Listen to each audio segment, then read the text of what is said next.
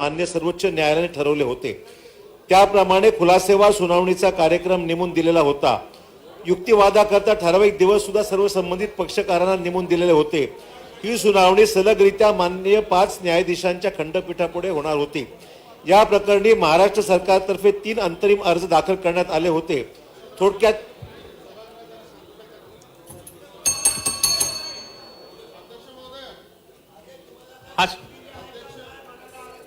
अध्यक्ष महोदय, मराठा आरक्षणाच्या संदर्भातलं अतिशय महत्त्वाचं स्टेटमेंट माननीय अशोकराव चव्हाण या ठिकाणी करतायत। सभागृहामध्ये पूर्ण शांतता असावी अशी माझी आपल्याला विनंती आहे। बाकीच्यांनी सगळ्यांनी खाली बसावं अशी विनंती आहे, सहकार्य करावं।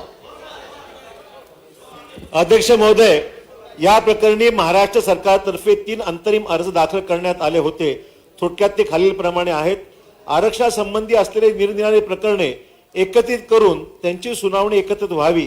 सध्याचे प्रकरण जरी महाराष्ट्र राज्यापुरते मर्यादित जरी असले तर या प्रकरणी असलेले कायदेशीर विषय घटनेशी संबंधित असल्यामुळे देशातील सर्व राज्यांना या प्रकरणी सामील करून घेण्यात यावे व त्यांची बाजू ऐकून घेण्यात यावी।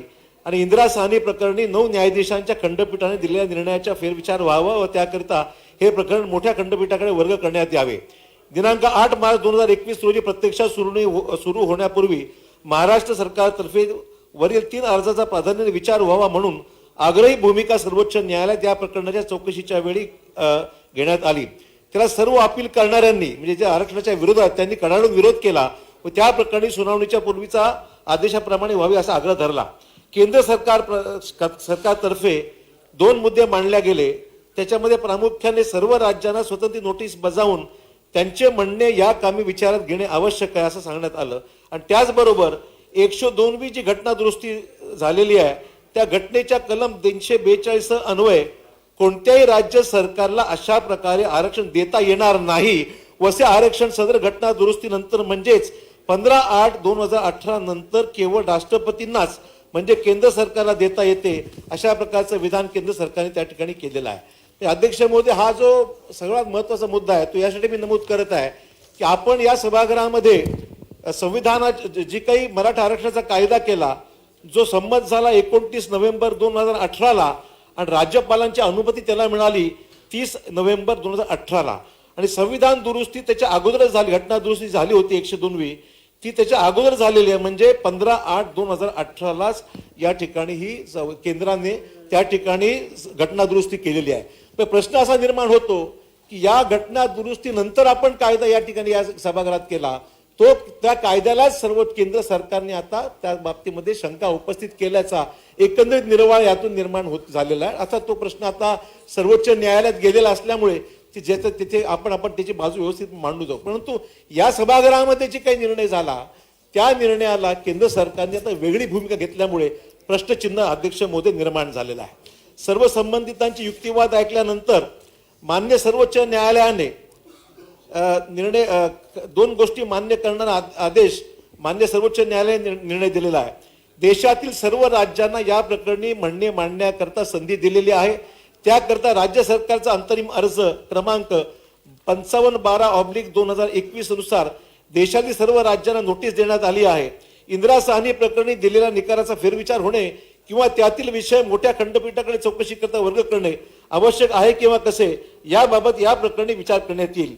वरील 2 मुद्द्या व्यतिरिक्त इतर मुद्दे या कामी विचारात घेण्यात येतील असे म्हणून 6 मुद्द्यांची प्रश्नावली मान्य सर्वोच्च न्यायालयाने त्यांच्या दिनांक 8 मार्च 2021 रोजी आदेशान्वये स्पष्ट नमूद केली आहे। या प्रकरणाच्या पुढील चौकशी करता पुढील सुनावणी करता नव्याने वेळापत्रक खुलासेवार जाहीर करण्यात आलेले आहे। त्यानुसार या प्रकरणाची सलग सुनावणी दिनांक 15 मार्च 2021 पासून 25 मार्च 2021 पर्यंत सुनावणी सलग घेण्यात येणार आहे। या सुनावणीमध्ये खासगी पक्षकारांना देखील दिनांक 24/3/2021 रोजी त्यांचे म्हणणे मांडण्याकरता पूर्ण संधी देण्यात आलेली आहे। वरील सर्व परिस्थितीवर दिसून येईल की मराठा आरक्षणासंदर्भामध्ये उपस्थित करण्यात आलेले निरनिराळे घटनात्मक विषय केवळ महाराष्ट्र राज्यापुरते आता मर्यादित राहिले नसून त्याचा विचार देश पातळीवर होणार आहे। या प्रकरणी उद्भवलेल्या सर्व प्रश्नांचा विचार करत असताना मान्य सर्वोच्च न्यायालयाने हे देशातील सर्व राज्यांचे म्हणणे विचारात घेण्यात येणार आहे। एवढेच नव्हे तर खासगी पक्षकारांचे म्हणणे देखील विचारात घेण्यात येणार आहे.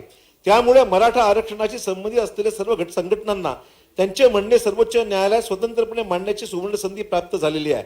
या संधीचा सर्वांनी फायदा घेणे आवश्यक आहे. म्हणजेच महाराष्ट्र सरकारतर्फे काही मुद्दे नीट मांडले गेले नाहीत अशी खंत व तक्रार उद्या उद्भवणाऱ्या तक्रारी उद्या होऊ शकत नाहीत. म्हणजे विनंती एवढीच आहे की ज्यांना मुद्दे मांडायचे सभागृहाच्या बाहेर अनेक वेळा बोललं तर शासन गंभीर नाही, शासन व्यवस्थित बाजू मांडत नाही, ही संधी मिळणार नाही. ज्यांना प्रश्न मांडायचे असतील, आपले उपस्थित करायचे असतील, त्यांनी सुद्धा संधी निमित्त देण्यात आलेली आहे. या कामी राज्य सरकार आपल्या परीने सर्व शक्तीनिशी मराठा आरक्षणाच्या समर्थनार्थ सर्वोच्च न्यायालयात बाजू मांडणारच आहे.